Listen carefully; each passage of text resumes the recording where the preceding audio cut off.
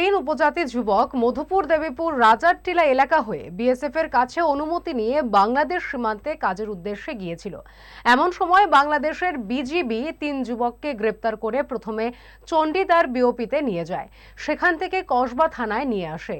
পরবর্তী সময়ে ব্রাহ্মণবাড়িয়া থানায় নিয়ে গেলে তাদের অনেক তল্লাশি চালিয়ে কিছু না পেয়ে শেষ পর্যন্ত কমলাসাগর মিয়াপাড়া বিএসএফ এর হাতে বুধবার গভীর রাতে তুলে দেয়। এদিকে এ খবর ছড়িয়ে পড়তেই গোটা এলাকায় চাঞ্চল্য ছড়িয়ে পড়ে, পরিবারের লোকজন ভেঙে পড়েন। শেষ পর্যন্ত বুধবার গভীর রাতে মিয়াপাড়া বিএসএফ মধুপুর থানার পুলিশের হাতে তুলে দিলে মধুপুর থানার পুলিশ তিনজনের পরিবারের হাতে তুলে দেয়।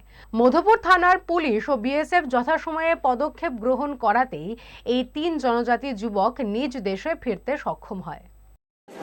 আমরা কাজের সঙ্গে লেগে গেছিলাম, কাম করতাম, ক্ষেতের কাম।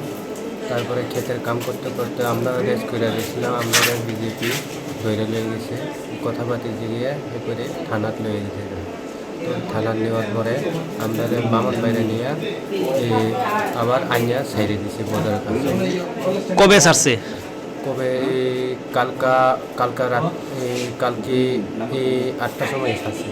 স্বর্ণকমল জুয়েলার্সের উইন্টার ফেস্টিভ্যাল 20 থেকে 31 ডিসেম্বর হতে চলেছে বিগেস্ট সলিটার ডায়মন্ড শো, যেখানে থাকবে নর্থ ইস্টের biggest single stone and multi stone large diamond showcase. পাবেন সোনার গয়নার মজুরিতে 20% অফ আর হীরের গয়নার মজুরিতে 100% অফ। তাছাড়াও প্রত্যেকটি কেনাকাটায় শর্ট গিফটস। অফারের দিনগুলোতে প্রতিদিন শোরুম খোলা থাকবে। আজই আসুন আমাদের আগরতলার showroom Hariganga Basak road near Kaman Chowmuhani এবং Udaipur showroom central road opposite Chowk বাজার।